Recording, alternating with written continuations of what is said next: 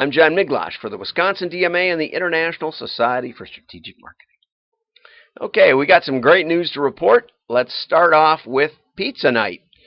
I told you about Pizza Night last week, and I want to report that my local pizza parlor, Falbo's, my son used to work there. He was a delivery guy, but anyway, he's gone on to become a welder, which is essential, but so is pizza, I think. So last Friday night was supposed to be the big, everybody order a pizza.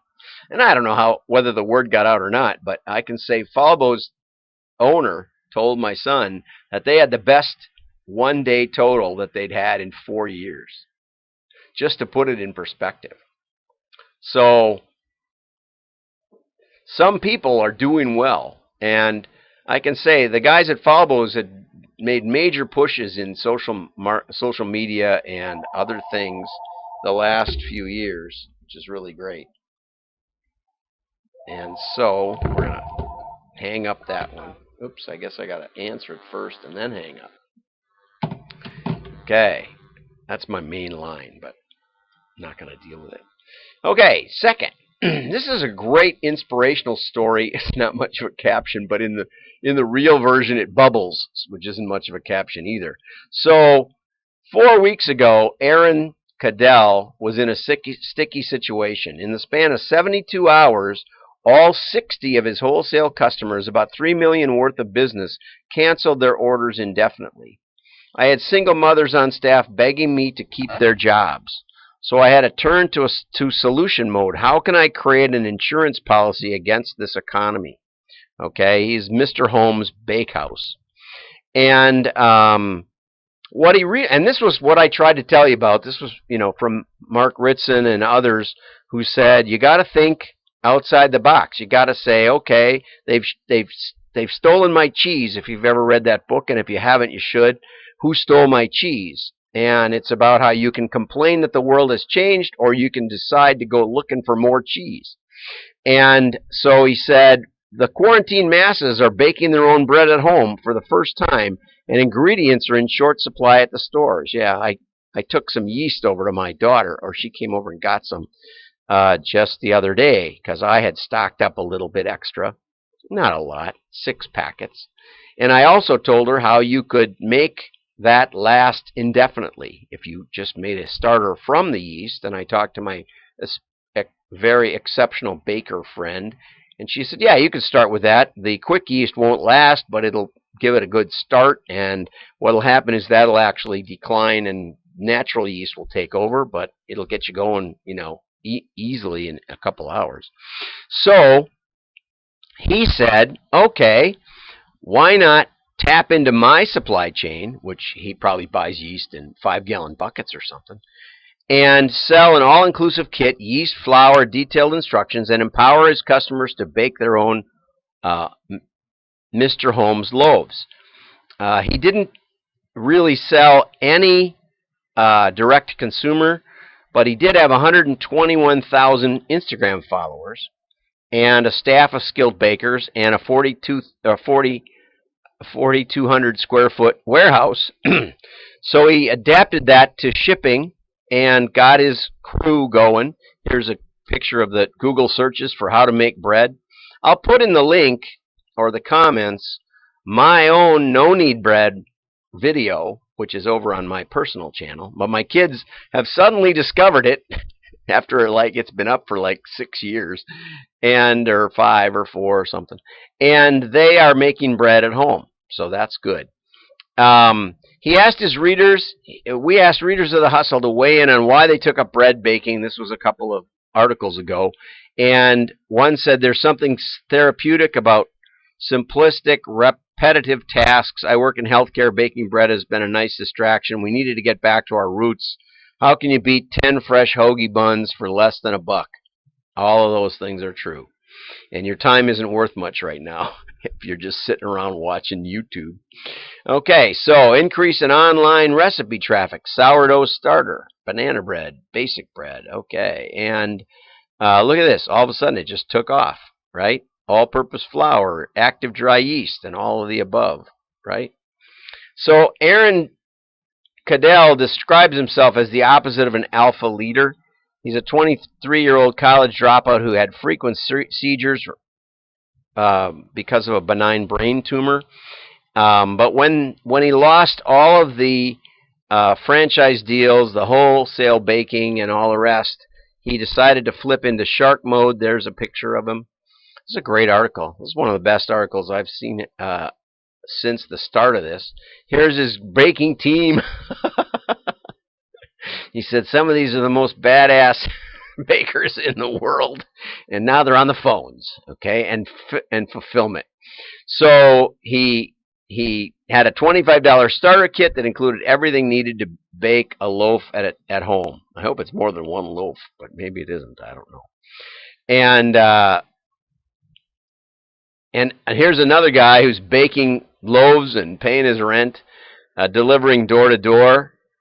$5 for basically the price of the raw ingredients, $10 for a little tip, and $25 for the whole thing.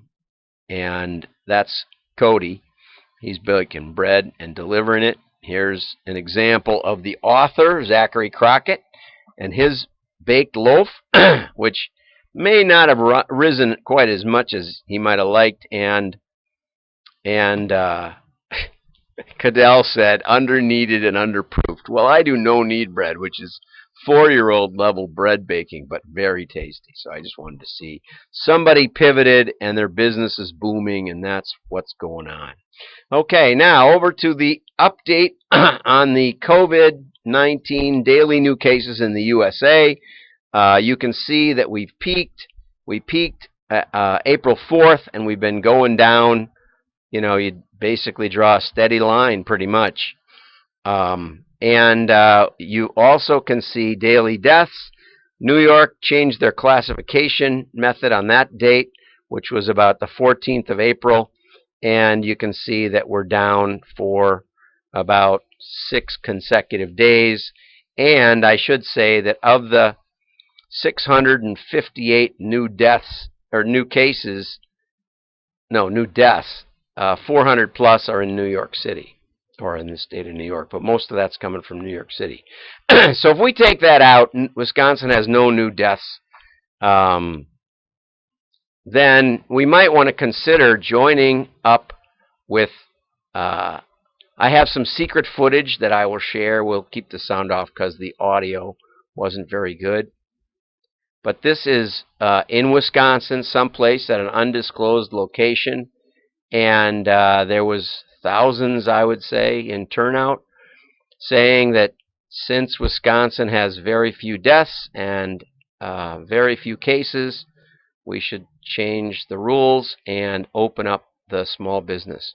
I saw an article that I didn't post that said Walmart was adding 50,000 new jobs. So what we're seeing is essentially an attack on small business. The big businesses are booming because they've been allowed to open up. They're making, millions daily, but the little businesses are shuttered by decree. And my PPP loan was not. I got notice on Friday that they weren't going to give me one. That somehow the regulations had been changed to only allow loans that could be processed in 10 days or less or something, and they weren't. My local bank wasn't capable of that. I should have probably gone to some online bank from some other state, but I didn't. I did it the right way to help local business, and that was that. So all of those things aside, since they're not going to help me with the shutdown, I think it's time to consider other options. Okay, so now let's go over here to Mark Ritson, which was another excellent article as always. And Mark said he's been tidying his home, gardening, and fixing gutters. He also fixed, the beginning of the article is about him fixing a corn on his foot that he just couldn't get to. And now he's been able to stay off of it and treat it with corn fixing stuff, whatever that is. And now he has the souls of a 15-year-old choir boy to prove it, which is an illustration of what you want to do in this time of contemplation. It's a good thing. A long enforced pause in the tactical minutia of daily business allows you to see the big picture. Time to remedy some of the long-standing issues. He says, even the most successful company is riddled with unnecessary complications and costs of former periods and earlier stages, like our DNS servers. We've got to fix that today. The coronavirus will wipe out a giant swath of businesses in the months to come. But there's now a tantalizing opportunity to cut the strings of decades of unwanted stuff and streamline the business like never before. If the coronavirus does not kill your business, it could allow you to make it a lot stronger. It's now or too late. Here comes the customer again. Never. Corona is not going to change anything once it ends. But while it's going, every company has too many brands, too many products. Time to get focused on what's making you money. It's time to focus your product mix on what you got, what you can sell, what people want. It's time to examine your channels of distribution, trim that distribution, and it's time to do some marketing, which is my plan for the week. We're going to announce a new webinar. We have new results that are spectacular as before. If you want to mail your customers and you don't know which ones to mail, we went through the 2008 and 9 with undiminished circulation, one of the biggest mailers in the country. We helped them sail through it and just, beautiful. We did all of their customer selection and segmentation. The smart ones will spend a bit of money to keep their brand salient and out there in the marketplace. This is the best thing of the whole article. The early bird does not get the worm. The one that was up all night still mailing, using an integrated mix of codified messages, has already attracted all the worms and is now scooping them up in its fat little beak. It's not trying to time the market for when the shutdown ends. Texas, I understand, is shutting down the shutdown today. And I'm hoping Wisconsin follows suit, although I doubt it. But nevertheless, I went by a restaurant this morning on my motorcycle, and they were out on the sidewalk in chairs outside the coffee shop. There was about half a dozen people, and I waved and honked a horn and shouted. So people are doing it. Remember, the government reports to us. We, the people of the United States, we, the people.